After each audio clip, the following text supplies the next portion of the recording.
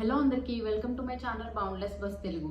So ఈ రోజు ఈ వీడియో ద్వారా మనం వక్ఫ్ గురించి తెలుసుకోబోతున్నాం. అయితే ఈ వక్ఫ్ గురించి కంప్లీట్ ఇన్ఫర్మేషన్ మనకు తెలియాలి అంటే దీనికి సంబంధించిన కొన్ని విషయాల గురించి మనం తెలుసుకుందాం.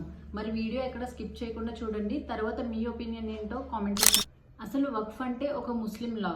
ముస్లిమ్స్ కి సంబంధించిన ఒక వ్యక్తి తన ప్రాపర్టీని రిలీజియస్ పర్పస్ కి కానీ చారిటబుల్ పర్పస్ కి కానీ డొనేట్ చేయడాన్ని వక్ఫ్ అంటారు.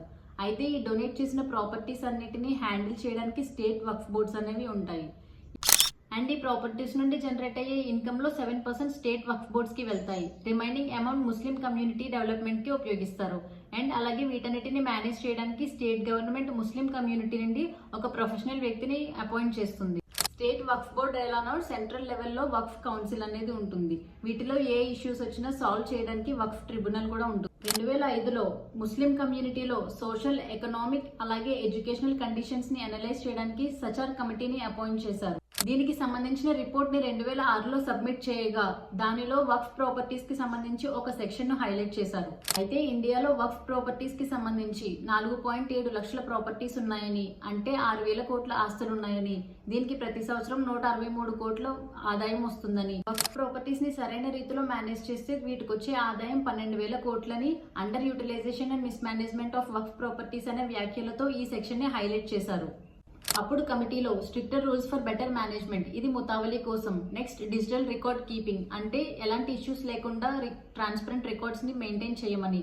నెక్స్ట్ ట్రిబ్యునల్ పవర్ గురించి, ఉమెన్ రిప్రజెంటేషన్ గురించి, అండ్ అలాగే టైమ్లీ సర్వే గురించి. వక్ఫ్ ప్రాపర్టీస్ యొక్క బెటర్ మేనేజ్మెంట్ కోసం నాన్ ముస్లిం ప్రొఫెషనల్స్ ని అపాయింట్ చేయాలని ఇలాంటి రికమెండేషన్స్ పైన 2013లో వక్ఫ్ అమెండ్మెంట్ బిల్ పాస్ అయింది.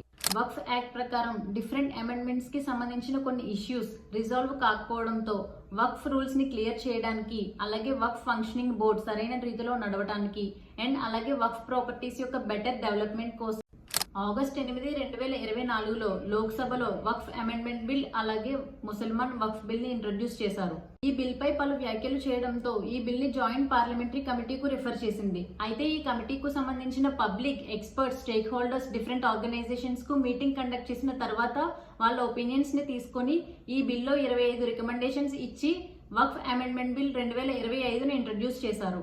తర్వాత జనవరి 30, 2025లో బోర్డ్ కమిటీ రిపోర్ట్ ని సబ్మిట్ చేసిన తర్వాత లోక్సభ అండ్ రాజ్యసభలో బిల్ పాస్ అయింది. కానీ అసలు కాంట్రవర్సీలన్నీ ఈ బిల్లో చేసిన కొన్ని రికమెండేషన్స్ గురించే. అయితే ఒక నాన్ ముస్లిం ప్రాపర్టీని డొనేట్ చేయాలి అంటే తను కనీసం 5 సంవత్సరాలు ఇస్లాం ప్రాక్టీస్ లో ఉండి ఉండాలి. Next Waqf by user. ఈ వక్ఫ్ బై యూజర్ గురించి తెలుసుకునే ముందు దీనిలో ఫస్ట్ 3 రూల్స్ గురించి తెలుసుకుందాం. First one, dedication of property. ఈ డెడికేషన్ ఆఫ్ ప్రాపర్టీ అంటే పూర్తి అంగీకారంతో ప్రాపర్టీని డొనేట్ చేయడం. Next religious or charitable purposes కోసం, అంటే మతపరమైన కార్యక్రమాల కోసం ప్రాపర్టీని డొనేట్ చేయడం. Third one, permanently in the name of God, అంటే డొనేట్ చేయబడిన ప్రాపర్టీ మళ్ళీ తిరిగి ఇవ్వబడదన్నమాట. సో వక్ఫ్ బై యూజర్ అంటే ఏంటంటే ఏదైనా ఒక ప్రాపర్టీ మతపరమైన కార్యక్రమాల కోసం ఉపయోగించబడుతున్నట్లయితే ఆ ప్రాపర్టీ వక్ఫ్ కి మాత్రమే చెందుతుంది, అది తిరిగి ఇవ్వబడదు అని అర్థం. నెక్స్ట్, ఒక ప్రాపర్టీ వక్ఫ్ ప్రాపర్టీ అని ఎవరు డిసైడ్ చేస్తారు? దీనికోసం స్టేట్ గవర్నమెంట్ ముస్లిం కమ్యూనిటీ నుండి ఒక ప్రొఫెషనల్ వ్యక్తిని సర్వే కమిషనర్ గా అపాయింట్ చేస్తారు. అయితే ఏది వక్ఫ్ ప్రాపర్టీ అనేది డిసైడ్ చేయాల్సింది సర్వే కమిషనర్. కానీ ఇప్పుడున్న అమెండ్మెంట్ ప్రకారం ఇది సర్వే కమిషనర్ నుండి డిస్ట్రిక్ట్ కలెక్టర్ కు బదిలీ అయింది. ఇప్పుడు ఏది వక్ఫ్ ప్రాపర్టీ అనేది డిసైడ్ చేయాల్సింది డిస్ట్రిక్ట్ కలెక్టర్. మరి ఈ డెసిషన్ పైన ఏమైనా ఇష్యూస్ రేజ్ అయితే అప్పుడు వక్ఫ్ ట్రిబ్యునల్ ఫైనల్ జడ్జ్మెంట్ ఇస్తుంది. కానీ ఇప్పుడున్న అమెండ్మెంట్ ప్రకారం వక్ఫ్ ట్రిబ్యునల్ కి 90 డేస్ మాత్రమే టైం ఉంటుంది.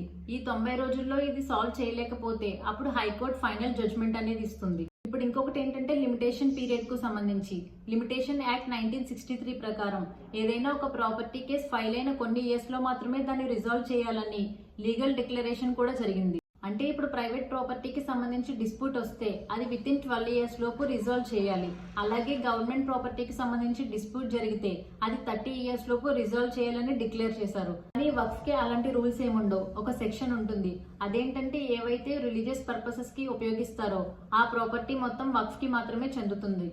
Next, women rights. దీన్ని వక్ఫ్ అలాల్ అలాద్ అంటారు. అయితే ఒక ముస్లిం ఫ్యామిలీ నుండి ఎవరైనా ఒక లీగల్ హైయర్ అనే వాళ్ళు లేకపోతే, అంటే వారసులు లేకపోతే ఆ ప్రాపర్టీ కూడా వక్ఫ్ కి మాత్రమే చెందుతుంది. అయితే ఈ డెసిషన్ కి సంబంధించి లేడీస్ ని కన్సిడర్ చేసేవాళ్ళు కాదు. కానీ ఇప్పుడున్న అమెండ్మెంట్ ప్రకారం లేడీస్ కి equal rights and equal shares ఉంటాయనే రికమెండేషన్ జారీ చేసింది. నెక్స్ట్ కంపోజిషన్ ఆఫ్ అథారిటీస్ అంటే వక్ఫ్ బోర్డ్, వక్ఫ్ కౌన్సిల్. సో వీటిలో ఉన్న మెంబర్స్ అందరూ కూడా ముస్లిమ్స్ ఉండేవాళ్ళు.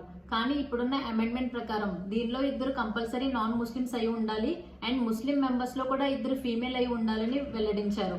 అయితే ఈ నాన్ ముస్లిమ్స్ ఎవరైతే ఉన్నారో వాళ్ళ రిలీజియస్ మ్యాటర్స్ లో ఎట్టి పరిస్థితుల్లోనూ ఇంటర్ఫేర్ కారని వెల్లడించారు. సో ఇప్పుడు దీనికి సంబంధించి మీ ఒపీనియన్ ఏంటో కామెంట్ సెక్షన్ లో కామెంట్ చేయండి. వీడియో నచ్చినట్లయితే లైక్ చేయండి.